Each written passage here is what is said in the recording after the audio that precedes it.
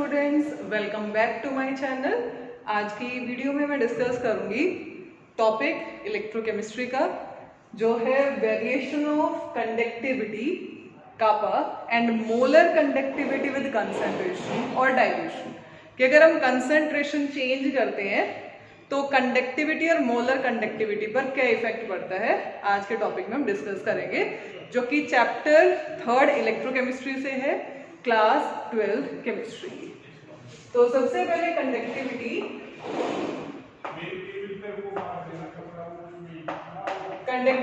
Symbol is kappa, is directly proportional with concentration. Kappa is directly proportional with concentration. Kappa conductivity is conductance of ions per unit volume. अगर हम simple language में conductivity explain करते हैं तो conductivity of ions per unit volume.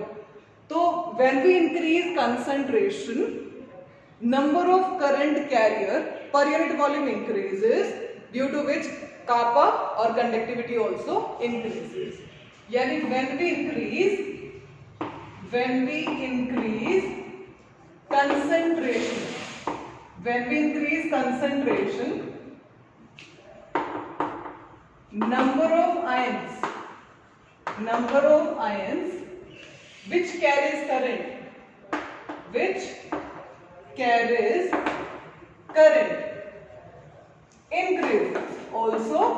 increases, hence which carries current per unit volume also increases, per unit volume also increases, hence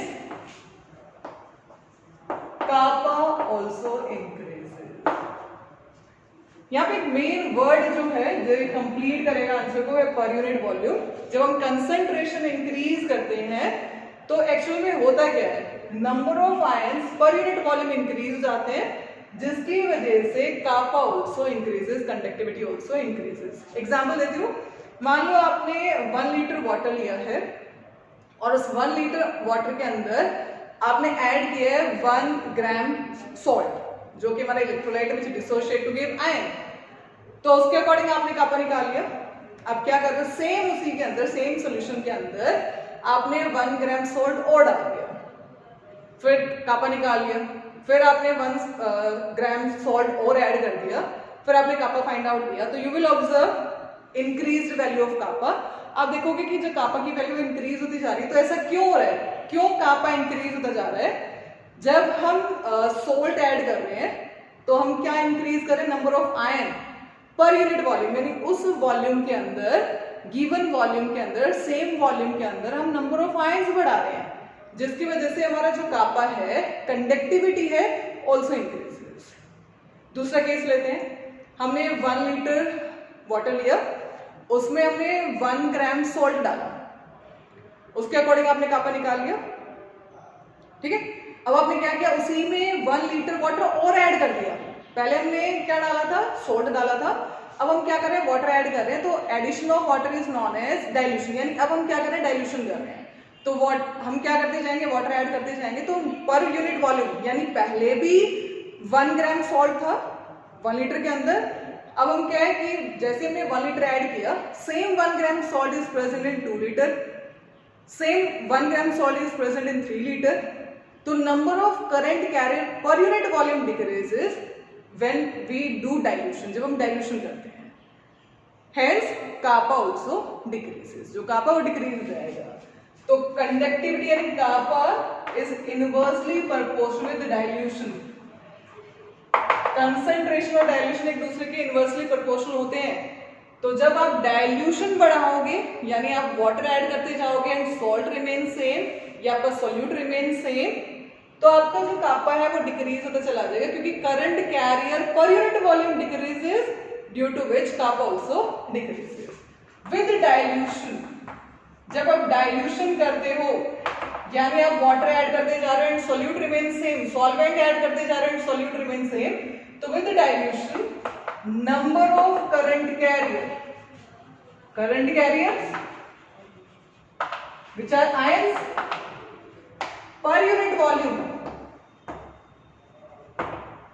volume decreases, hence kappa also decreases. यानी जब आप dilution करते हो, dilution करने से आपके जो करंट कैरियर है वो डिक्रीज हो जाते हैं, जिसकी वजह से current carrier per unit volume decrease हो जाते हैं, जिसकी वजह से kappa also decrease. I think ये आपको क्लियर हो गया होगा पॉइंट. कंडक्टिविटी जो है is the conductance of ion पर यूनिट वॉल्यूम. तो जब आप आयंस बढ़ा दोगे और सॉल्यूशन की वॉल्यूम फिक्स रखोगे और आप सिर्फ कंसंट्रेशन सॉल्यूट की बढ़ाते जाओगे जो कि इलेक्ट्रोलाइट होगा, तो आयंस बढ़ते चले जाएंगे, जिसकी वजह से कापा बढ़ जाएगा. लेकिन जब आप डाइल्यूशन कर रहे हो, आपने सॉल्यूट को फिक्स रखा है और आप क्या करते जा रहे हो, वाटर ऐड करते जा रहे हो, तो पर यूनिट वॉल्यूम यानी वॉल्यूम बढ़ती जाएगी, यानी नंबर ऑफ आयन पर यूनिट वॉल्यूम. तो वॉल्यूम इंक्रीज होगी तो आयंस की डेंसिटी डिक्रीज हो जाएगी, जिसकी वजह से आपका जो कापा है कंडक्टिविटी ऑल्सो डिक्रीजेस. तो 1 मार्कर क्वेश्चन है, how is increase of concentration affects kappa, कि अगर कंसंट्रेशन बढ़ाते हो तो कंडक्टिविटी के ऊपर क्या फर्क पड़ेगा या क्या इफेक्ट आएगा. सिमिलरली अगर आप डाइल्यूशन बढ़ा रहे हो देन कंडक्टिविटी पर क्या इफेक्ट पड़ेगा. इस टाइप का क्वेश्चन 1 मार्कर है. कंडक्टिविटी की डेफिनेशन वगैरह मैं अपनी प्रीवियस वीडियो में डिस्कस कर चुकी हूँ, जिनका लिंक आपको डिस्क्रिप्शन में मिलेगा, वहां जाके आप उन डेफिनेशन को फॉलो कर सकते हो. तो conductivity directly proportional with concentration, conductivity inversely proportional with dilution. तो इस आंसर को कंप्लीट करने के लिए आपको पर यूनिट वॉल्यूम जरूर डालना पड़ेगा, तभी आपको पूरा 1 मार्क्स स्कोर कर पाओगे. तो when we increase is concentration, जब हम कंसंट्रेशन इंक्रीज करते हैं, number of ion which carries current per unit volume also increases, hence kappa also increases. अब नेक्स्ट हम डिस्कस करते हैं molar conductivity, effect of concentration on molar conductivity. अब हम डिस्कस कर रहे हैं effect of concentration on molar conductivity. तो lambda M is equal to kappa by C. ठीक है, तो lambda m inversely proportional with concentration. ये हम कर चुके हैं प्रीवियस वीडियो में, जहां पे मोलर कंडक्टिविटी हमने एक्सप्लेन किया था कि molar conductivity is inversely proportional with concentration. अगर आप कंसंट्रेशन बढ़ाओगे तो मोलर कंडक्टिविटी क्या होगी, डिक्रीज हो जाएगी. तो आपको इसका रीजन बताता हूँ ऐसा क्यों है, फिर हम आगे इफेक्ट पढ़ेंगे कंसंट्रेशन बढ़ाने से, डाइल्यूशन बढ़ाने से स्ट्रॉन्ग और वीक इलेक्ट्रोलाइट पर क्या इफेक्ट पड़ेगा. तो जब हम कंसंट्रेशन बढ़ाते हैं तो कंसंट्रेशन, मान लो आपने 1 लीटर सोल्यूशन लिया है और उस 1 लीटर सोल्यूशन के अंदर, मतलब 1 लीटर आपने सपोज वाटर लिया और उसमें आपने 1 स्पून सॉल्ट डाल दिया या 1 ग्राम सॉल्ट डाल दिया टू मेक सोल्यूशन. अब सोल्यूशन बना दिया. अब आप उसमें क्या करते जा रहे हो, अपने 1 ग्राम सॉल्ट और डाल दिया, 1 ग्राम सॉल्ट और ऐड कर दिया, तो आप कंसंट्रेशन बढ़ाते जा रहे हो उस गिवन सोल्यूशन की. तो आपने जब कंसंट्रेशन बढ़ाई तो क्या होगा कि जो इलेक्ट्रोलाइट है डिसोशिएट टू गिव आयन. अब जैसे ही वो इलेक्ट्रोलाइट डिसोशिएट होगा, डिसोशिएट होने के बाद आयंस में टूट जाएगा, लेकिन उनके पीछे फिर से अट्रैक्शन हो जाएगी. आप कंसंट्रेशन बढ़ाते जा रहे हो तो वो आयंस एक दूसरे के और पास आते जा रहे हैं, जिसकी वजह से उनके बीच की अट्रैक्शन, जिसको इंटर आयनिक अट्रैक्शन बोलते हैं, इंक्रीज हो जाएगी. इंटर आयनिक अट्रैक्शन बढ़ जाएगी, यानी मान लो हमने NaCl लिया है which dissociate to give Na+ and Cl-, तो जैसे ही Na+ मूव करना चाहेगा, ये Cl- को वापस से ड्रैग आउट करेगा. जैसे ही Na+ मूव करना चाहेगा, Cl- उसको ड्रैग आउट करेगा. तो जैसे जैसे हम कंसंट्रेशन बढ़ाते हैं, यानी विद इंक्रीज इन कंसंट्रेशन, जब हम कंसंट्रेशन इंक्रीज करते हैं, जब हम कंसंट्रेशन को इंक्रीज करेंगे तो सबसे पहले इंटर आयनिक अट्रैक्शन इंक्रीजेस. यानी with increase in concentration inter ionic attraction increase हो जाएगी, जिसकी वजह से मोबिलिटी यानी movements of ion which is responsible for conductivity. तो mobility of ions decreases, hence lambda m also decreases. तो जब हम कंसंट्रेशन बढ़ाते हैं तो कंसंट्रेशन बढ़ाने से, जैसे मैंने एग्जांपल दिया कि 1 लीटर आपके पास सॉल्यूशन है जिसमें आपने 1 ग्राम सोल्ट डाल के बनाया है, फिर आपने रिपीटेडली क्या किया, उसमें 1 ग्राम सॉल्ट डालते जा रहे हो और लैम्डा एम फाइंड आउट करते जा रहे हो, तो आप फाइंड आउट करोगे कि लैम्डा एम की जो वैल्यू वो डिक्रीज हो रही है विद इंक्रीज ऑफ कंसंट्रेशन, जो कि फॉर्मूला है lambda m inversely proportional with concentration. तो ऐसा क्या रीजन है जिसकी वजह से मोलर कंडक्टिविटी डिक्रीज हो जाती है विद इंक्रीज ऑफ कंसंट्रेशन? तो जब हम कंसंट्रेशन बढ़ा रहे हैं तो वो आयंस ऑपोजिट आयन एक दूसरे के पास हो जाने की वजह से उनके बीच की जो अट्रैक्शन है वो इंक्रीज हो जाएगी। पहले वो डिसोशिएट होकर आयन दे रहे हैं, डिसोशिएट होकर आयन जब देंगे, आयंस बनने के बाद भी उनके बीच की अट्रैक्शन क्या हो जाएगी, इंक्रीज हो जाएगी। तो जैसे ही ये आयंस ऑपोजिट इलेक्ट्रोड की तरफ मूव करके कंडक्टिविटी शो करेंगे, इनके बीच की अट्रैक्शन की वजह से एक आयन दूसरे अपोजिट आयन को वापस से ड्रैग आउट करेगा, उसको मूव नहीं करने देगा, जिसकी वजह से मोबिलिटी जो है वो डिक्रीज हो जाएगी। मोबिलिटी की वजह से ही कंडक्टिविटी होती है, तो lambda m also decreases. But lambda m directly proportional with dilution, dilution के डायरेक्टली प्रोपोर्शनल है। तो डाइल्यूशन बढ़ाने से क्या होगा, जब हम वाटर ऐड करते जा रहे हैं, मान लो आपने लिया 8 ग्राम आपने ले लिया सॉल्ट, इन 1 लीटर आपने सोल्यूशन बना दिया, तो आप फाइंड आउट करोगे कि जो मोलर कंडक्टिविटी वो कम वैल्यू आई है। अब आपने क्या किया, उसमें डाइल्यूशन किया, आपने 100 मिलीलीटर वाटर और ऐड कर दिया, तो ये वाटर क्या करेगा, आयंस के बीच में आएगा, ऑपोजिट आयन के बीच में आएगा और उनके बीच की अट्रैक्शन को रिड्यूस करेगा। फिर से आपने वाटर ऐड किया और अट्रैक्शन को रिड्यूस करेगा, यानी डाइल्यूशन की वजह से। हमने 11th क्लास चैप्टर 5 में पढ़ा था, क्लास 11th में चैप्टर 5 स्टेट्स ऑफ मैटर में पहला टॉपिक ही पढ़ा हमने, इंटरमॉलिक्यूलर फोर्सेस और केमिकल बॉन्ड के बीच में डिफरेंसेस पढ़े थे। तो इंटरमॉलिक्यूलर फोर्सेस पढ़ा हमने आर ऑफ डिफरेंट टाइप, जिसमें हमने आयन डाइपोल अट्रैक्शन पढ़ा। तो जैसे जैसे हम वाटर ऐड करते जाएंगे तो आयंस के, मान लो Na+ है, Na+ के चारों तरफ वाटर मॉलिक्यूल आ जाएंगे due to ion dipole attraction. ऐसे Cl- के चारों तरफ वाटर मॉलिक्यूल आ जाएंगे due to ion dipole attraction, जिसकी वजह से Na+ और Cl- अपने आप को फर्दर अट्रैक्ट नहीं करेगा और क्या होगी, इनकी मोबिलिटी बढ़ जाएगी, जिसकी वजह से लैम्डा एम ऑल्सो इंक्रीजेस। लेकिन जब तुम डाइल्यूशन करते हो, जब वाटर ऐड करते हो, तो एक और नया फैक्टर है जो जनरेट होता है, वो है डिसोसिएशन। क्योंकि electrolytes are of 2 type, strong and weak electrolyte.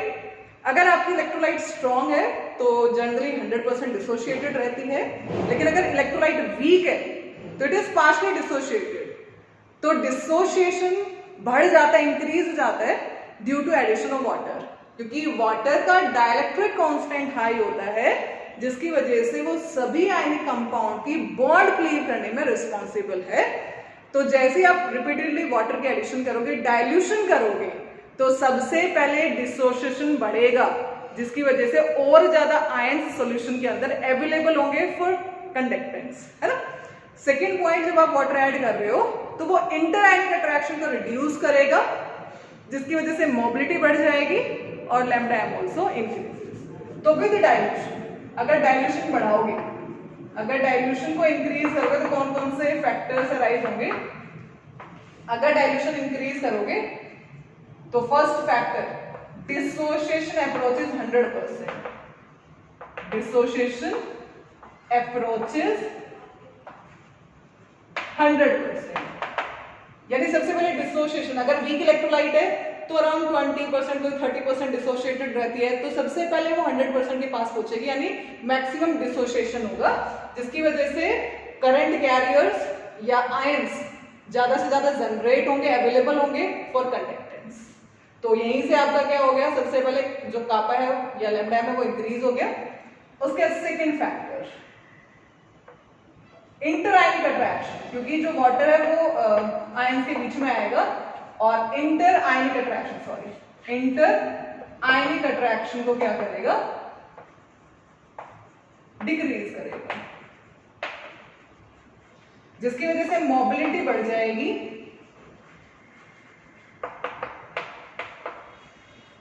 And lambda m also increases. तो ये जनरल फैक्टर आ जाए। What is the effect of concentration और लैम्डा एम। तो आप लिख सकते हो कि अगर हम कंसंट्रेशन बढ़ाते हैं तो inter ionic attraction between opposite ion increases, due to which mobility decreases, hence lambda m also decreases. What is the effect of dilution. On dilution on lambda m, अगर डाइल्यूशन बढ़ाते हो तो लैम्डा एम पर क्या effect पड़ेगा, dilution बढ़ाने से सबसे पहला जो फैक्टर अराइज होगा डिसोसिएशन, लैम्डा एम बढ़ाने से मतलब डाइल्यूशन बढ़ाने से सबसे पहले डिसोसिएशन बढ़ेगा, जिसकी वजह से इंट्रायनिक अट्रैक्शन जो है, क्योंकि वाटर आयंस के बीच में आ जाएगा, इंट्रायनिक अट्रैक्शन को रिड्यूस करेगा, ठीक है, जिससे मोबिलिटी बढ़ेगी और hence lambda M also increases. Next हम टॉपिक कर रहे हैं what is the effect of concentration on strong and weak electrolyte, या what is the effect of dilution and strong and weak electrolyte.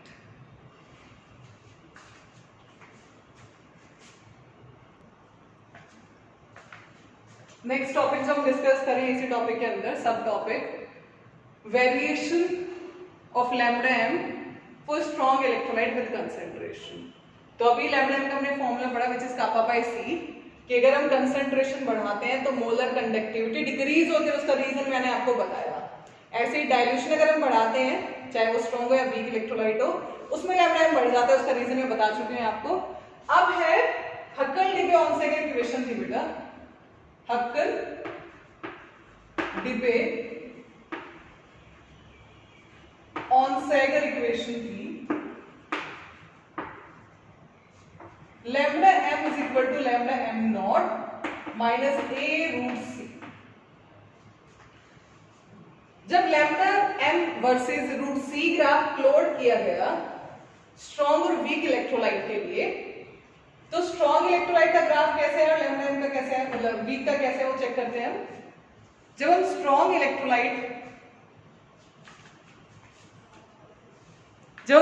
Electrolyte के लिए lambda M versus root सी graph बनाते हैं तो ये स्ट्रेट लाइन ग्राफ आता है, कैसे आएगा, ये रूट सी यानी concentration, lambda M is molar conductivity, हम ड्रॉ कर रहे हैं स्ट्रॉन्ग इलेक्ट्रोलाइट के लिए using Debye Huckel Onsager equation which is lambda M is equal to lambda am not minus A root C graph. तो जब स्ट्रॉन्ग इलेक्ट्रोलाइट के लिए प्लॉट किया गया तो वो इस तरीके से स्ट्रेट ग्राफ आया विद नेगेटिव स्लोप।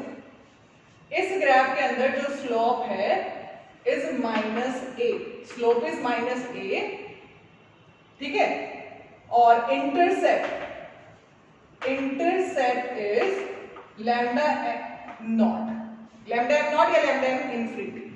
अगर आप इसको कंपेयर करते हो y equal to mx plus c के साथ तो आपको पता चल जाएगा here slope is minus a and intercept is lambda M naught, यानी straight line graph with negative slope निकल के आया जब हम लैम्डा एम रूट सी ग्राफ को प्लॉट करते हैं। यानी आप देख रहे हो कि जब कंसंट्रेशन ज्यादा है तो लैम्डा एम कम है, लेकिन जैसे जैसे डाइल्यूशन किया, जब हम राइट टू लेफ्ट आ रहे हैं तो कंसंट्रेशन डिक्रीज, कैसे डिक्रीज हो रही है, जब हम वाटर ऐड करेंगे तो डाइल्यूशन इंक्रीज हो रहा है, यानी left to right, right to left dilution बढ़ रहा है और left to right concentration increase. तो जब आप कंसंट्रेशन को डिक्रीज कर रहे हो तो आप देख रहे हो कि लैम्डा एम इंक्रीज हो रहा है, यानी lambda m inversely proportional with c, concentration के इनवर्सली प्रोपोर्शनल है, ठीक है, जिसको हम एक्सट्रापोलेट कर सकते हैं, एक्सटेंड कर सकते हैं, और ये ग्राफ y एक्सिस को कट करेगा। 3-4 रीडिंग्स ली, स्ट्रेट लाइन ग्राफ आया, उस ग्राफ को एक्सटेंड करोगे तो ग्राफ कट करेगा y एक्सिस को। तो जहां पर कंसंट्रेशन क्या, लैम्डा एम नॉट की वैल्यू निकलेगी zero concentration which is lambda M naught या लैम्डा एम इनफिनिटी, कि आपने कंसंट्रेशन को जीरो कर दिया bye infinite dilution.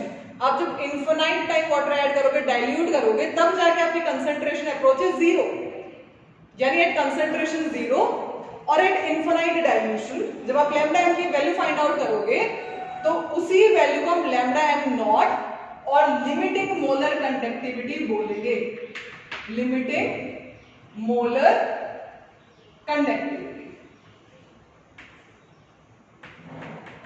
which is lambda m naught or lambda m infinity, both are same, molar conductivity at infinite dilution or zero concentration, molar conductivity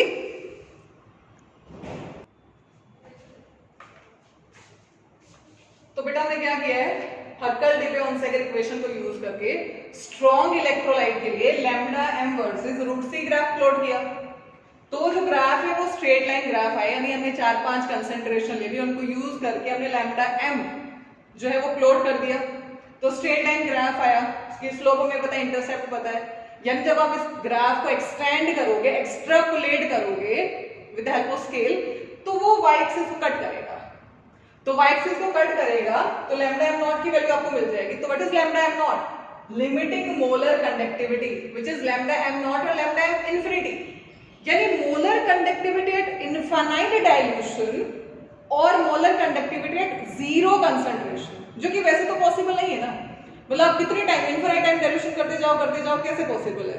concentration को zero करना है। जब हम इनफाइनाइट टाइम डाइल्यूशन करेंगे तो concentration approaches zero. तो with the help of extrapolation हम lambda m naught की वैल्यू स्ट्रॉन्ग इलेक्ट्रोलाइट के लिए यूजिंग दिस डिबे-हक्कल-ओनसेगर इक्वेशन हम क्या कर सकते हैं? इजीली से कैलकुलेट कर सकते हैं। क्वेश्चन आता है how we will calculate the value of lambda m naught या limiting molar conductivity for strong and weak electrolyte. एक तो आता है how is increase of concentration और डाइल्यूशन अफेक्ट लैम्डा m, जो कि मैंने इससे पहले वाली स्लाइड में आपको बताया है।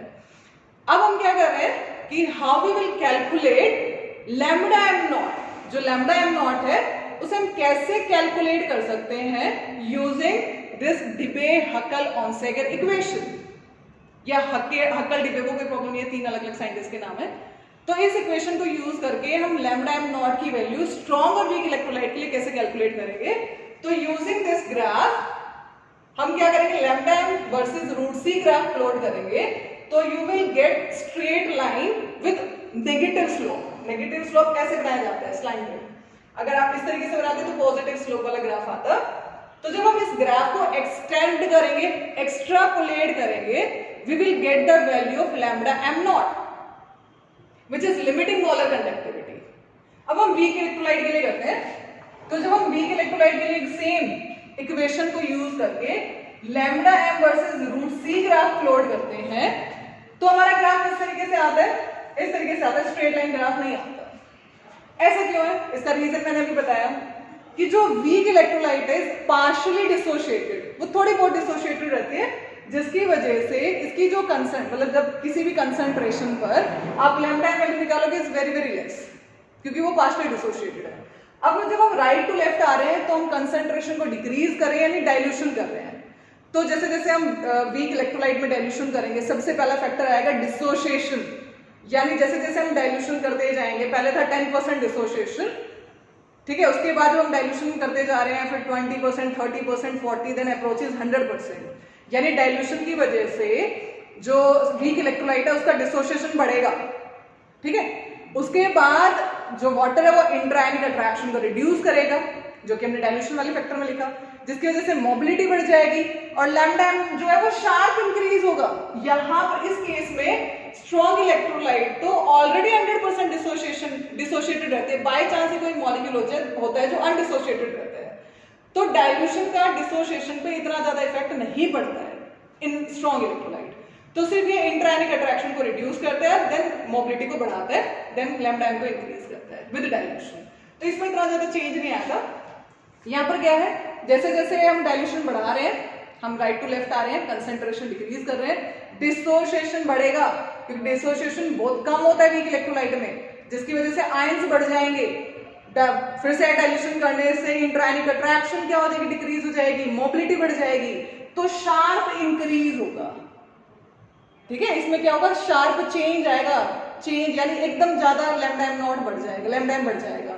तो आप इस ग्राफ को कितना ही एक्सटेंड करो, ये y एक्सिस के पैरेलल चलेगा, कभी भी y एक्सिस को कट नहीं करेगा।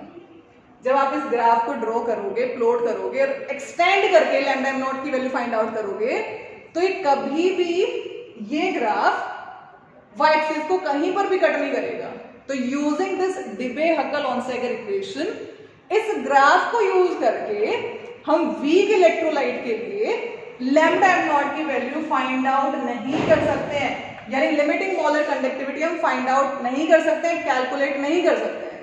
देन क्वेश्चन अराइजेस, तो कैसे करेंगे? Then with the help of Kohlrausch law, next हमारा टॉपिक है कोलार्ज लॉ, यानी with the help of Kohlrausch law we can calculate lambda m nought for weak electrolyte also. Strong electrolyte के लिए limiting molar conductivity की value इस graph से आ जाएगी, और वीक इलेक्ट्रोलाइट की जो वैल्यू है वो कहां से आएगी, यूजिंग कोलार्ज लॉ। एक बार रिकैप करते हैं इस टॉपिक को। DP on second equation lambda am not minus A root C. जब स्ट्रॉन्ग इलेक्ट्रोलाइट के लिए हम lambda M versus under root सी ग्राफ प्लॉट करते हैं तो we get a straight line with negative slope, जिसे हम एक्सटेंड करेंगे, एक्सट्रापोलेट करेंगे, y एक्सिस को कट करेगा, यानी लैम्डा एम नॉट की वैल्यू हमें मिल जाएगी। लिमिटिंग मोलर कंडक्टिविटी की वैल्यू यूजिंग दिस ग्राफ हम फाइंड आउट कर सकते हैं।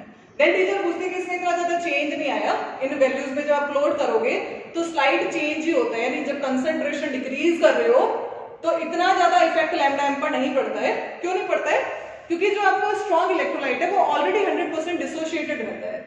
तो with dilution, with decrease in concentration, आपका सिर्फ इंट्राआयनिक अट्रैक्शन डिक्रीज होता है, जिसकी वजह से मोबिलिटी बढ़ती है। वीक पे आते हैं।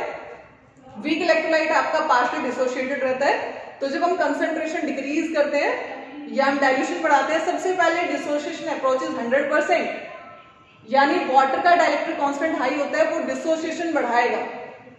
उसके बाद फिर से आप कंसंट्रेशन डिक्रीज कर रहे हो, फिर से डाइल्यूशन बढ़ा रहे हो, तो अब वो वाटर जो आयंस के बीच में आएगा उनकी इंटरआयनिक अट्रैक्शन को रिड्यूस करेगा।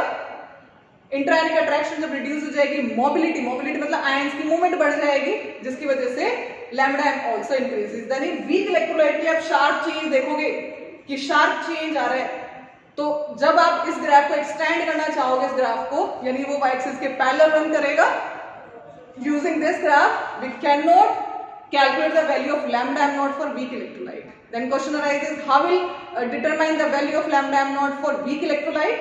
तो using Collard's law, Collard's law को यूज करके हम weak electrolyte के लिए भी lambda m naught यानी लिमिटिंग मोलर कंडक्टिविटी की वैल्यू फाइंड आउट कर सकते हैं।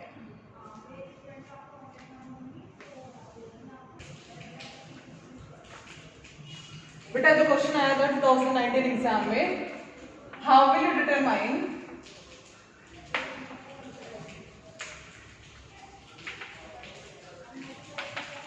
the value of lambda m naught or lambda m infinity for strong and weak electrolyte? For strong and weak electrolyte, तो आप क्या लिखोगे? स्ट्रॉन्ग के लिए क्या लिख देते हो? For strong electrolyte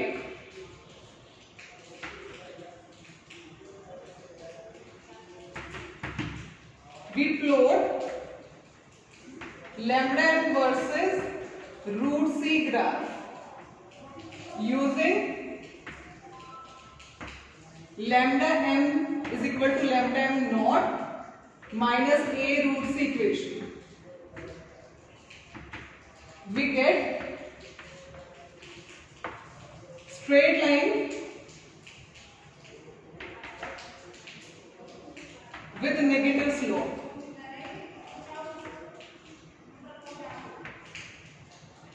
which we extend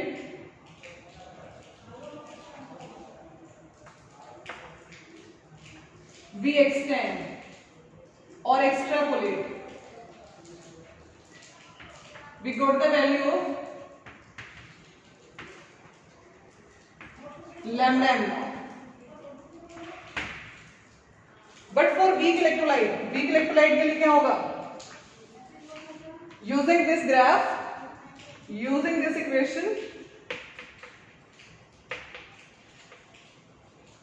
we cannot get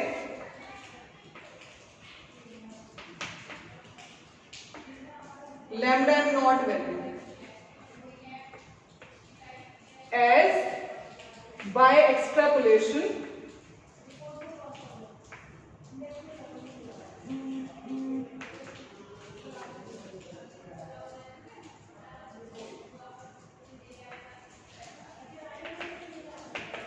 graph runs parallel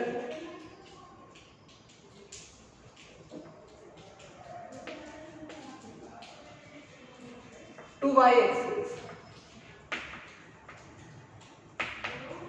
ठीक है, यानी इस इक्वेशन को यूज करके हम वीक इलेक्ट्रोलाइट के लिए, वीक इलेक्ट्रोलाइट का एग्जांपल है CH3COOH, इसके लिए एग्जांपल लेंगे HCl, तो हमें ये सारी वैल्यूज मिलेगी जिनको यूज करके हमने स्ट्रेट लाइन इक्वेशन बनाई, उसको एक्सटेंड किया तो y एक्सिस को कट करेगा।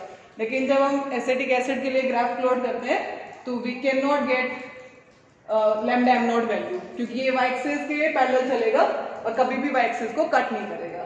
सेकेंड क्वेश्चन इसमें जो बनता है, आपको इस तरीके से ग्राफ दे देंगे, यहाँ लिख दिया लैम्डा एम, ठीक है, यहाँ रूट सी, यहाँ लिख दिया electrolyte A, electrolyte B. What is the nature of electrolyte A and B in this graph? ये ग्राफ आपको दे दिया है और पूछेंगे इस ग्राफ में इलेक्ट्रोलाइट ए और बी का क्या नेचर है। तो आप देखोगे जो इलेक्ट्रोलाइट बी है वो स्ट्रेट जा रही है, एक्सटेंड करेगी, कट करेगी वाई एक्सिस को, तो lambda M nought value find out कर सकते हैं। तो this electrolyte is strong electrolyte, तो आप लिखोगे electrolyte B is strong electrolyte, electrolyte जो ए वो पैरेलल जा रही है, तो electrolyte A is weak electrolyte. इस टाइप के क्वेश्चन बोर्ड में से बनते हैं। लिमिटिंग मोलर कंडक्टिविटी की डेफिनेशन नोट डाउन कर लेना, molar conductivity at infinite dilution और जीरो कंसंट्रेशन, एग्जाम में आ सकती है। Limiting molar conductivity at infinite dilution और जीरो कंसंट्रेशन। आई होप आपको टॉपिक अच्छे से समझ आ गया होगा। अगर कोई भी क्वेरी है, कोई भी डाउट है, आप कमेंट बॉक्स में डाल सकते हो। अगर आपको वीडियोस अच्छी लगती हैं या कोई आपको टॉपिक समझना है तो वो भी आप कमेंट बॉक्स में डाल सकते हो। वीडियोस को लाइक करें, चैनल को सब्सक्राइब करें और ज़्यादा से ज़्यादा शेयर करें। Thank you.